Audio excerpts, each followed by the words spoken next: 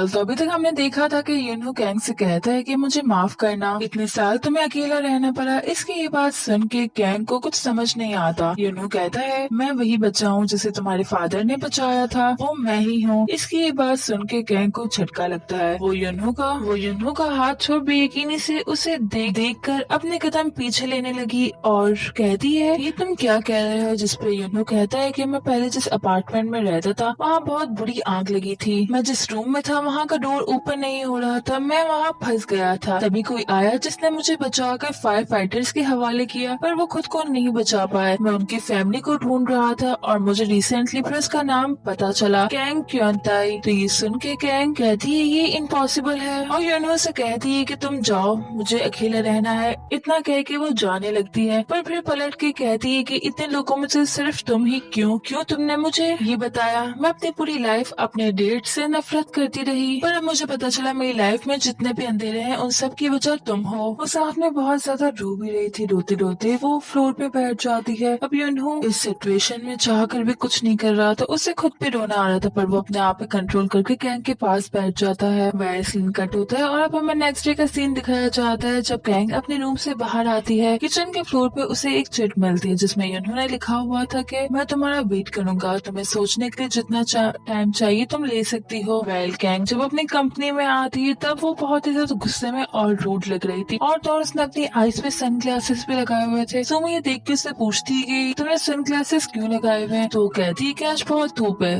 उसके जाने के बाद सुमी कहती है कि धूप, पर आज तो क्लाउडी डे है। फिर वो यूनो को देख के उससे कहती है कि क्या 1 मिनट मुझे मिल सकता है, तुमसे बात करनी है। तो वो सुमी को हाँ कहता है। अब जब वो उससे बात करने लगता है तब सुमी उससे कहती है कि मैं समझ सकती हूँ कि तुम अभी बहुत ही ज्यादा बिजी हो, तुमने शुरुआत के 6 महीनों के लिए एग्री किया था, पर अभी भी तुम्हारे पास कुछ टाइम है, तुम अच्छे से सोच सकते हो इस बारे में। उससे कहता है कि ठीक है मैं देख लूंगा। तो वो और भी कहती है कि तुम परेशान मत हो, मैं जानती हूँ कि तुम दूसरी जॉब ढूंढ रहे हो। देखो तुम मुझे बता सकते हो, पर मुझे बहुत अच्छा लगेगा अगर तुम यहाँ पे हमारे साथ काम करो। बस मैं यही चाहती हूँ। कुछ भी डिसाइड करने से पहले तुम एक बार कैंग से बात कर लेना। तो वो कहता है कि ठीक है मैं सोचूंगा और फिर आपको बताऊंगा। सुमी कहती है कि वैसे कैंग तुम्हें यहाँ से जाने नहीं देगी, वो चाहेगी कि तुम यहीं पे काम करो। वैसे मुझे बता देना अगर जब तुम रेडी हो जाओ। इतना कह के सुमी वहाँ से चली जाती है। तो यूनो वहीं खड़ा खड़ा कुछ सोच रहा था। वेल अब हमें मीटिंग रूम का सीन दिखाया जाता है जहाँ पे सभी एम्प्लॉइज कैंग को अलग अलग कैंडिडेट्स और उनकी खासियत के बारे में बता रहे थे, पर यूनो का सारा फोकस सिर्फ कैंग पर ही था। तो फिर कैंग कहती है कि मिस्टर यूनो आप एक मीटिंग अरेंज करें, जिसपे यूनो यस मैम कहता है। तो कैंग मीटिंग ओवर का कह के वहाँ से उठ के चली जाती है। वेल अब हमें रात का सीन दिखाया जाता है जहाँ पे वो दोनों अभी तक कंपनी में थे। कैंग अपने ऑफिस में काम कर रही थी और यूनो अपना काम, पर कैंग काम के दौरान बार बार यूनो को देख रही थी। बहुत हिम्मत करके वो वहाँ से खड़ी होती है और यूनो के पास आती है। यूनो को लग रहा था कि वो उससे कुछ कहेगी, पर वो कुछ देर वहीं पे खड़ी रहती है और बिना कुछ बोले ही वहाँ से चली जाती है। वेल अब हमें जोंगनम को दिखाया जाता है जो कि एक रेस्टोरेंट में बैठा हुआ था। तभी एक नाम मिस्टर किम नाम की पर्सन आते हैं। जब जोंगनम ने पहले से उनके लिए खाना ऑर्डर करके रखा था, मिस्टर किम उससे कहते हैं कि तुमने कंपनी क्यों छोड़ी, इससे तुम मसलों में नहीं पड़ोगे। जिसपे जोंगनम कहता है कि वो एक्चुअली मैं अब डिफरेंट फील्ड में हूँ, वो जगह मेरे काम करने लायक थी ही नहीं। मैं एक स्मॉल कंपनी को ट्रेन भी करता हूँ, किसी ने मुझे रेफर किया था। जिसमें मिस्टर किम कहते हैं कि ओके, पर तुम कहाँ काम करते हो ये इम्पोर्टेंट थोड़ी, इम्पोर्टेंट तो ये है कि तुम काम करते हो। ना कह के वो खुद भी हंसने लगते हैं। अब जोंगनम उनसे पूछता है कि आप अपने बारे में बताएं, मैंने पढ़ा था कि पीपल्स नेक्स्ट कंपनी के लिए एक सीईओ को ढूंढ रही है। जिस पर वो भी हाँ कहते हैं। तो वो उनसे मजीद पूछते हुए कहता है कि वैसे क्या पीपल्स ने कैंडिडेट्स को तलाश करना शुरू कर दिया। जिस पे मिस्टर किम कहते हैं कि तलाश करना, बल्कि हम तो उनसे ऑलरेडी कांटेक्ट में हैं। तो ये सुन के जोंगनम कहता है कि ओह वाओ, मिस कैंग बहुत ही फास्ट काम करती है। जिस पे मिस्टर किम कहते हैं कि हाँ वो हमेशा ही एक स्टेप आगे होती है। जोंगनम बाद में बाहर आता है और हाइजिन को कॉल करके उसे ये सब कुछ बताता है कि पीपल्स कंपनी लीगल और जर्नलिस्ट बैकग्राउंड के लोगों को ढूंढ रही है, ना कि मैनेजर्स को। जिसपे हाइजिन कहती है कि क्या इस बार तुम श्योर हो। जिसपे वो कहता है कि हाँ मैं श्योर हूँ, मैंने इस बार डायरेक्टली पीपल्स की एम्प्लॉय से पूछा है। तो हाइजिन उसे कहती है कि अब तुम्हारे पास ये लास्ट चांस है, तुम्हारे पास पीपल्स का ऑलरेडी डेटा है, मुझे तुम सारे जर्नलिस्ट और लीगल पर्सन की लिस्ट बनाकर भेजो, ये तुम्हारे पास लास्ट चांस है, याद रखना। वह सीन चेंज होता है और अब हम सुमी और कैंग को एक रेस्टोरेंट में ड्रिंक करता हुआ देखते हैं। सुमी भी उसे यही कह रही थी कि इतने लोगों में से सिर्फ वो एक ही क्यों, अब इससे तुम लोगों का रिलेशनशिप खराब हो जाएगा। कैंग कहती है कि वो कभी मेरे फादर हो ही नहीं सकते जो उन्होंने मेरे साथ किया। सुमी उससे पूछती है कि अब तुम क्या करोगी, तुम क्यों नहीं रह लेती यूनहो के साथ। अगर हॉनेस्टली देखें तो इसमें यूनहो का कोई फॉल्ट नहीं तुम्हारे डैड की डेथ में। वैसे क्या तुम ग्लैड नहीं हो कि तुम्हारे डैड ने यूनहो को बचाया। जिसपे कैंग कहती है कि मुझे नहीं पता, मैं सारी जिंदगी अपने डैड को भला भला कहती रही, मैं अभी तक उनकी इस चॉइस को समझ ही नहीं सकी। तो ये सुनकर सोमी कहती है कि अब बस करो उनसे हेट करना। वेल अब हम कैंग को ड्रंक हालत में एक जगह पे बैठा हुआ देखते हैं। तभी पास से यूनहो गुजरता है, वो कैंग को देख रहा होता है, कैंग की नजर भी उस पे पड़ती है। वेल अब हम इन दोनों को साथ बैठा हुआ देखते हैं। कैंग उससे कहती है कि तुमने कहा था कि तुम आज जहाँ पर हो उसका क्रेडिट 2 लोगों को जाता है, उनमें से एक तो मेरे डैड है ना। तो अब की बार यूनहो कहता है कि उन्होंने मुझे कहा था कि कभी गिव अप मत करना, चाहे हालात जैसे भी हों। जब भी मैं उदास या परेशान होता हूँ तुम्हारे फादर की ये अल्फाज मेरे कानों में गूंजते हैं, बस तभी मैं आज यहाँ पर हूँ और साथ ब्यूल भी, ऑल थैंक्स टू हिम। ये सब सुन के कैंग बहुत ही ज्यादा इमोशनल हो गई थी। वेल अब अगले सीन में हम उसे अपने घर पर देखते हैं जहाँ वो याद कर रही थी जब उसके फादर ने उसे कहा था कि तुम हमेशा मेरी लाइफ में नंबर 1 पर हो, और ये सब सोचते हुए उसकी आंखों से आंसू निकल रहे थे। वेल अब अगले सीन में हम छोटी सी ब्यूल को देखते हैं जो कि अपने अलमीरा से अलग अलग ड्रेसेस निकाल के बेड पर फेंक रही थी कि नहीं ये भी अच्छा नहीं है, ये तो बिल्कुल भी नहीं। तभी वहाँ पे यूनहो आता है और उससे पूछता है कि तुम कौन सा ड्रेस पहनोगी, क्या तुमने देख लिया। जिसपे ब्यूल कहती है कि नहीं मुझे कोई भी अच्छा नहीं लग रहा। तो यूनहो कहता है कि तुम कोई भी ड्रेस पहन लो, तुम हमेशा प्रिंसेस की तरह ही लगती हो। जिसपे ब्यूल कहती है कि प्रिंसेस ऐसे कपड़े थोड़ी ना पहनती। जिसपे यूनहो उसे बड़े ही प्यार से समझाते हुए कहता है कि देखो कपड़े इतने इम्पोर्टेंट नहीं होते, अब जल्दी से कोई भी सिलेक्ट करके पहन लो, मुझे लेट हो रहा है। तो वो कहती है कि आपको सिर्फ अपने काम की परवाह है। तो ये सुन के यूनहो तो हैरान रह जाता है और वो कहती है कि आपको बिल्कुल भी आइडिया नहीं है, आई हेट यू। इतना कह के वो वहाँ से चली जाती है। तो वहीं यूनहो वो तो हक्का बक्का रह जाता है कि इसे क्या हुआ। वेल अब हम ब्यूल के कुछ फ्रेंड्स को देखते हैं। तभी वहाँ पे ब्यूल आती है तो वो ब्यूल से कहती है कि ब्यूल तुम देखो तुमने आज क्या ड्रेस पहना है, तुम बिल्कुल भी प्रिंसेस जैसी नहीं लग रही, क्या तुम आज की पार्टी में नहीं जाओगी। ये सुन के ब्यूल बहुत ही ज्यादा सैड हो गई थी और सियोल के पास जाकर बैठ जाती। वो बहुत उदास लग रही थी। सियोल उसको कहता है कि जियोंग ने आज अपनी बर्थडे पार्टी रखी है, इट्स अ प्रिंसेस पार्टी, तो क्या तुम वहाँ पर जाओगी। जिस पर वो कहती है कि नहीं मैं नहीं जाऊंगी। तो सियोल कहता है क्यों नहीं, सब गर्ल्स जा रही हैं। जिस पर वो कहती है कि ये बहुत बोरिंग होगी, मैं अंकल के बुक स्टोर पे जाऊंगी रीड करने के लिए। वेल अब हम कैंग सियो के बुक स्टोर का सीन देखते हैं जहाँ पे ब्यूल बहुत ही ज्यादा उदास बैठी हुई थी। तभी वहाँ पर कैंग आती है तो वो भाग के जाती है कैंग के पास और उसे सिस कहती है। जिसपे कांग सियो अब की बार कहता है कि शुक्र ही तुम्हें देख के एक्साइटेड तो हुई, पता नहीं इसे आज क्या हुआ है जो इतनी उदास है, देखो क्या तुम्हें नहीं लग रही। जिसपे अब की बार